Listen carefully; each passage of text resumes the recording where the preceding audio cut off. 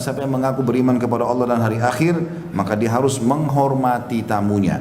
Ini juga kalimat ikram ya. Di sini digunakan fal yukrim dhaifah. Orang Arab juga menggunakan kalimat karam ini ada susunannya. Kalau ada orang teman-teman, kalau ada orang minta dikasih sama dia, orang itu dikatakan orang baik. Orang Arab pun mengatakan orang baik istilahnya. Tapi kalau ada orang dia suka memberi walaupun tidak diminta, maka ini namanya orang karim. Beda. Salah satu sifat Allah Subhanahu wa taala akramul akramin. Maknanya walaupun tidak minta memberi, gitu loh. Ada orang begitu. Dia silaturahim dengan keluarganya walaupun anak-anak kecil tidak minta dikasih sama dia. Walaupun ada kakaknya misalnya punya kemampuan tapi dia datang dikasih uang sama dia, dibawain hadiah apa. Ada orang karam namanya. Ya, punya kemuliaan jiwa memang suka sekali memberi. Maka di sini Nabi SAW mengatakan siapa yang mengaku beriman kepada Allah dan hari akhir dia harus mengikram tamunya. Ya. Jadi teman-teman hindari ini ya sifat bakhil. Kita kembali ke bakhil tadi. Ada orang begitu. Tetangga bel atau ada orang bel pagar dari depan pintu. Kenapa? Dari depan pagar.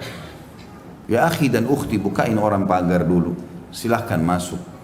Dan termasuk adab menerima tamu dalam masalah ikram adalah tidak menanyakan kenapa dia datang. Jangan tanya kenapa datang. Baru buka pintu, iya kenapa? Silahkan masuk. Silahkan duduk. Tugas kita mengikram. Ikram itu memberikan makan, memberikan minum. Pokoknya apa sajalah. Kalau dia tidak cerita apa-apa ya sudah berarti dia cuma mau datang. Ya? Kalau dia punya hajat pasti dia akan bilang. Sudah biarkan saja. Sampai dia bilang baru kita jawab hajatnya. Itu termasuk adabnya. Termasuk adab dalam tamu adalah jangan tanya mau minum apa. Panas atau dingin. Tidak usah, keluarkan semua. Kalau mau karam, mau orang mulia, dia nggak tanya. Dia langsung buatin teh, panas, juga dikasih keluar minuman dingin. Biar tamunya yang pilih. Kalau sekarang tamunya malu, mau minum apa panas atau dingin terserah aja. Padahal sebenarnya dia lagi meriang, butuh minuman panas. Nah, atau dia lagi haus butuh minuman dingin, cuma dia malu bilang yang dingin aja. Ada juga orang masya Allah tidak malu tinggal bilang ya saya mau dingin, saya mau panas. Tapi ini adab. Ada orang subhanallah punya tata krama dia nggak mau bilang. Termasuk juga adab orang yang jadi tamu adalah tentu dia tidak rewel, dia tidak mengatakan keluarin buat saya minuman dingin ya. Enggak. Termasuk adab dari dua pihak memang begitu. Tapi kita sebagai pemilik rumah tidak usah tanya. Tugas kita ikram. Ikram adalah memuliakan. Tempat dudukkan di tempat yang benar. Berikan makan minuman apa saja kita sajikan buat dia. Terserah dia mau pilih apa. Gitu kan. Ada orang subhanallah saking karamnya. Sampai-sampai dia terakhir sekali baru makan. Dan itu ada hadis yang berbunyi ya. Termasuk adab pemilik rumah adalah dia yang terakhir makan. Jadi biarin tamu semua makan. Ini begitu ada makanan enak dia nomor satu antri. Makanannya numpuk seperti gunung. Takut tetangganya habisin. Atau tamunya habisin. Jahat Ustaz. Sampai-sampai saking ikram tamu ini dimuliakan dalam Islam teman-teman. Abdullah bin Mubarak rahimahullah. Salah satu ulama tabi'in. Beliau itu sering puasa Senin Kamis. Satu waktu pernah kedatangan banyak tamu. Pas hari puasa. Dihidangkanlah sama dia. Tetap dia hidangkan. Dia nggak bilang saya puasa ya. Enggak, dihidangkan sama dia makanan yang mewah-mewah. Tamu-tamunya tahu adab, mereka juga tidak mau memulai sebelum tuan rumah. Maka semua pada nunggu. Abdullah bin Barak bilang silakan makan. Kami nunggu Anda. Abdullah bin Barak tidak mau bilang saya lagi puasa. Diambil sama dia, dicuil sama dia roti gandumnya, ditaruh daging sedikit dia masukkan di mulutnya. Lalu dia mengatakan, "Ayo silakan." Orang lihat dia sudah makan, ya sudah orang makan semua kan? Baru dia sibukkan diri seakan-akan lagi sibuk tamu. Ayo saya lagi sibuk dulu ya. Urus ini. Dia ke belakang rumah dibuang makanan itu. Yang penting tamunya sudah makan. Begitu. Kalau antum kan kesempatan ada tamu. Telan aja sekalian. Kan boleh Ustaz. Batalin puasa sunnah karena tamu. Mana dalilnya akhi? Kisah Salman sama Abu Darda. Salman sama Abu Darda ini ada kisahnya. Salman ini Al-Farisi pernah bertamu ke rumahnya Abu Darda. Begitu tiba depan rumah, dia lihat Ummu Darda lagi bersih-bersihin rumah, bajunya khusus sekali. Penampilannya seperti orang tidak ngerawat diri. Maka Salman tanya, kenapa Ummu Darda ini? Maksudnya hukum agama kok harus bersih di rumahmu segala macam, kenapa gini? Dia bilang, saudaramu Abu Darda nggak ada hajat lagi sama wanita.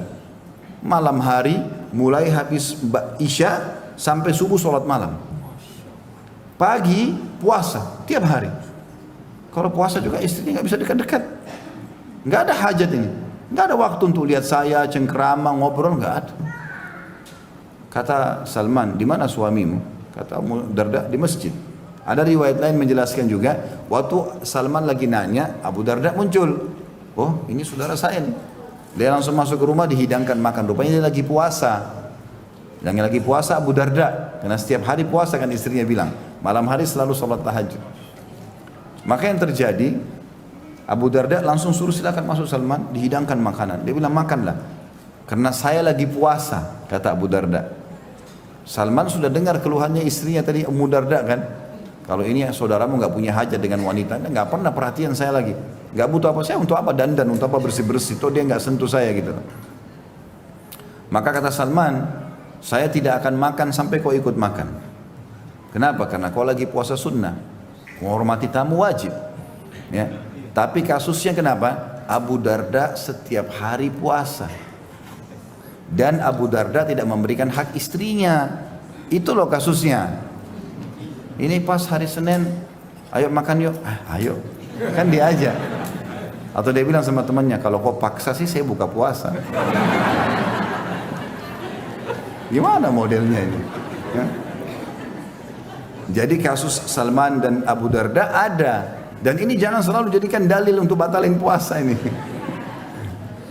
Maka akhirnya Salman Abu Darda makan, karena hormati tamu kan. Malam hari Salman minta nginap di rumahnya, Ini Abu Darda ini setiap habis pulang dari masjid, habis sholat isya dengan Nabi SAW, dia pulang ke rumahnya, ganti baju masuk kamar, keluar ke ruang tamu langsung sholat. Dari itu sampai subuh, nggak berhenti sholat.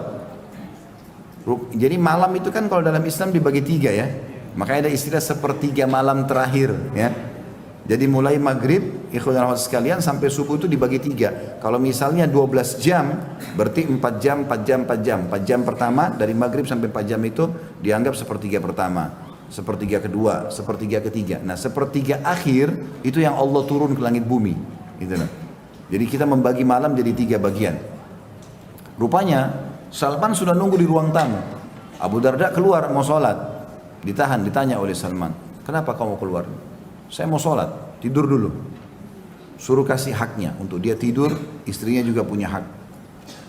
1/2 malam, keluar lagi Abu Darda. Salman tanya, mau ngapain? Mau sholat, tidur dulu. Dijaga sama Salman, semalam suntuk. Begitu 1/3 malam, dia keluar, kata Salman, sholat sesukamu. Dalam riwayat lain dikatakan mereka sholat berdua. Setelah azan subuh, pergi ke masjid sama-sama, rupanya Abu Darda terganggu nih. Dia langsung mengatakan, ya Rasulullah, Salman udah ngacoin program saya. Kemarin puasa disuruh batalin. Sholat malam biasanya semalam suntuk, ini cuma 1/3. Tapi Salman sebelum pergi ke masjid sudah bilang, wahai Abu Darda, Allah Tuhanmu punya hak, dirimu punya hak, istrimu punya hak, kasih semua haknya. Jangan semuanya ibadah saja kepada Allah, tapi hak istri, hak anak, hak suami, hak tetangga nggak dikasih. Masing-masing Allah sudah kasih porsinya gitu kan. Maka kasihkan semua haknya. Waktu Abu Darda ngeluh dengan Nabi SAW, kata Nabi SAW, Salman benar. Harusnya kau kasih hak Tuhanmu, harus kau kasih juga hak dirimu, harus juga kau kasih hak keluargamu. Kita juga butuh pada saat lapar makan, kita butuh juga rileks, tapi kita juga butuh ibadah. Jadi semua sisi seorang muslim itu menyempurnakan hidupnya. Ya. Itu yang dimaksud dengan potongan ini. Kita kembali ke inti bahasan, berarti tamu wajib dimuliakan. Jangan tanya kenapa datang, hidangkan semua yang ada. Ya. Dan termasuk adab kalau kita yang bertamu teman-teman, kalau kita bertamu dianjurkan untuk tidak berdiri di depan pintu orang ya. Itu termasuk adab dalam hadis. Jadi kalau kita lagi rumah orang, jangan langsung berdiri pas di pintu yang dia buka, di sisi kanannya. Sunnah Nabi di sisi kanan pintu. Nabi SAW mengatakan ke rumah sahabat di sisi kanan. Karena jangan sampai dia buka pintu, istrinya nggak pakai hijab, ada sesuatu di rumah yang dia tidak mau dilihat. Karena kalau kita langsung di situ dibuka kelihatan kan. Ada rumah orang kadang-kadang plong, maka dia berdiri di sebelah. Termasuk adabnya, kalau dipersilahkan masuk, perhatikan kata pemilik rumah. Kalau dia bilang silahkan masuk, berarti hanya masuk sampai di pintu. Ya, jangan masuk ke kamar orang, ke dapur. Ada orang begitu, tamunya, maaf ya sebentar, tuan rumahnya masuk ke kamar, dia sudah keliling-keliling, tahu semuanya, dapurnya orang, taman belakang, bagus semua kamu ya. Ini, kenapa mau campuri rumahnya orang? Tugas kita silakan masuk, berdiri dulu, masuk depan pintu, silakan duduk, tanya, saya duduk di mana? Jangan main duduk saja, mungkin ada kursi yang tuan rumahnya biasa duduk. Kita nggak boleh duduk di tempat seorang muslim, kan gitu. Harus ditanya. Kemudian kalaupun duduk, maka jangan langsung main makan hidangan. Dipersilahkan baru ambil. Kan begitu. Ini ada adab-adab tata krama semua. Ini masuk dalam masalah siapa yang mengaku beriman pada Allah dan akhir, dia harus menghormati tamunya. Yang ketiga, siapa yang mengaku beriman kepada Allah dan akhir, maka dia hanya harus mengucapkan yang baik saja atau dia diam. Dan ini juga penting bagi seorang muslim. Bapak ibu sekalian harus mulai sekarang programkan. Masa lalu sudah selesai urusannya. Itu kalau salah kita bertaubat, kalau benar kita bersyukur. Saya bahas siang ini, pagi ini sampai ke depan, sampai ajal kita datang. Teman-teman sekalian, yang terucapkan dari lisan seorang muslim harus emas, bobotnya besar, bernilai pahala. Kalau omong kosong, diam, tidak usah. Ya. Saya tahu kisah Syekh bin Baz rahimahullah, ulama Saudi, itu kalau beliau terima teleponnya orang, sambil dengarin keluhannya orang itu sambil berzikir. Enggak ada waktu kosong buat dia. Nanti kalau sudah selesai orang itu tanya, baru dia ngomong. Jadi cuma ada zikir atau dia menasihati orang lain. Isinya semua berbobot. Ada orang kadang-kadang berteman sudah 20 tahun, ceritanya sudah itu terus diulang-ulangi. Temannya sudah bengkak telinganya, faham masalahnya. Dulu saya waktu SD begini, orang semua sudah tahu. Untuk apa diulang-ulangin ini? Saya kadang-kadang kalau dulu sama istri saya, ada cerita begini, saya udah 7 kali dengar nih. Cerita yang lain, apa gitu. Tidak perlu diulang-ulangin terus. Apa kira-kira manfaat? Kalau tidak ada diam, udah. Gitu kan? Masuk dalam masalah ini teman-teman, kalau kita bertanya pada orang lain, butuh bertanya pada orang lain, sebelum kita bertanya, tanya diri kita dulu, pertanyaan ini perlu nggak? Kalau nggak perlu jangan nanya, nggak usah nanya sama orang. Jangan biasakan fudul, mencari tahu orang kenapa dia pakai tas biru, kenapa pakai sepatu hitam, kenapa kopiahnya ini biru, untuk apa? Ada hajat nggak? Kalau kita lihat orang di pengajian bajunya bagus, kita memang ingin beli, nanya. Maaf ya bu, maaf pak, saya mau tanya, bajunya bagus masya Allah, beli di mana? Memang kita ada hajat, tapi satu pengajian ditanya, untuk apa? Ini tanya bajunya, ini tanya kopiahnya, ini tanya tasnya, semua dia mau cari tahu. Ada orang begitu, seperti perpustakaan berjalan. Ya. Dia tahu semua datanya orang. Apa ini? Tidak perlu teman-teman. Kata Nabi SAW dalam hadis Bukhari yang lain, min husni islamil mar'u tarku ma la ya'ni. Termasuk kesempurnaan Islam seseorang meninggalkan apa yang tidak bermanfaat buat dia. Bermanfaat tak buat kita? Sebelum bertanya bermanfaat tak? Karena kata-kata teman-teman sebelum kita ucapkan masih kita pemiliknya. Kalau masih di mulut kita miliki.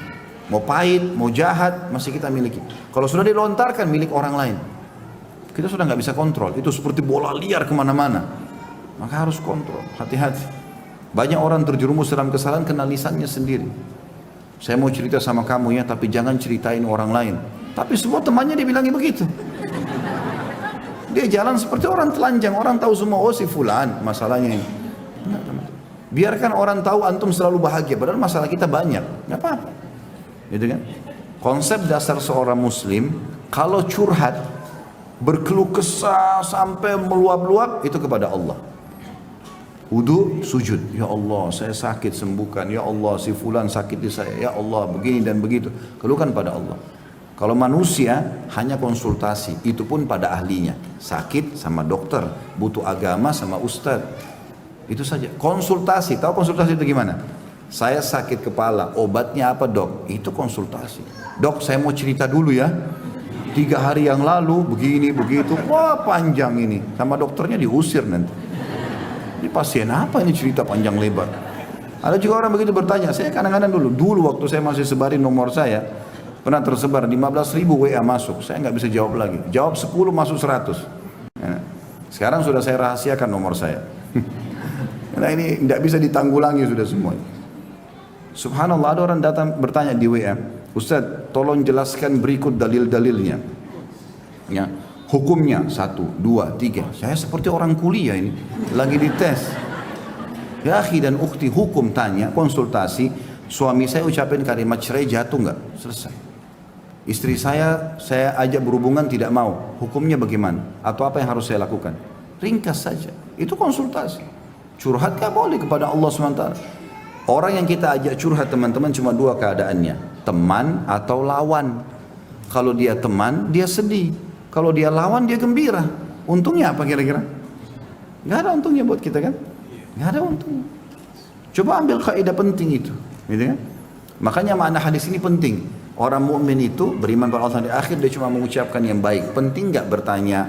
Sama juga kalau kita ditanya orang, jawab sesuai dengan kadar pertanyaan saja. Mau kemana? Mau ke masjid. Cukup. Nggak usah jelaskan alamatnya di mana, mau apa, nggak perlu. Karena dia tanya mau kemana. Kalau dia hajat lagi ada, dia bilang untuk apa ke masjid? Untuk pengajian. Jawab sesuai dengan itu. Karena kadang-kadang teman-teman kita benar nih, tapi kena terlalu panjang jawabannya, jadi salah. 1 benar, 9 salah. Iya, begitu kan biasa terjadi kan? Makanya jawab yang penting saja. Sudah makan? Belum. Selesai. Mau makan? Iya. Kalau orang tanya sudah makan? Iya, memang saya belum makan 2 hari nih. Untuk mau makan? Iya mau. Lapar? Iya lapar. Sudah. Dan di sini tidak, orang Muslim itu tidak boleh ada kebohongan dalam hidupnya ya. Ada sebuah hadis, ada bahasan para ulama, kalau ada orang lapar ditanya misal, kamu lapar? Enggak, dia bilang bohong, itu enggak boleh. Antum bilang iya lapar, enggak apa-apa, bukan aib, gitu kan? Tapi kita tidak minta apa-apa. Mau saya hidangkan makan? Ya sudah silahkan, enggak apa-apa. Orang Muslim zahirnya yang kelihatan sama dalamnya sama. Enggak ada samar-samar bagi seorang Muslim. Halal jelas, haram jelas, suka atau enggak suka clear. Ini samar-samar, enggak jelas semua hidupnya. Biar pakai baju pun enggak jelas. Warnanya enggak jelas, hidupnya enggak jelas, ngomongnya enggak jelas. Nih, orang beriman enggak ada karena dia tahu mana halal, mana haram. Halal dia boleh nikmati, haram dia tinggalkan. Jelas enggak ini? Jelas. Ya Allah, saksikan. Saya udah sampai ini.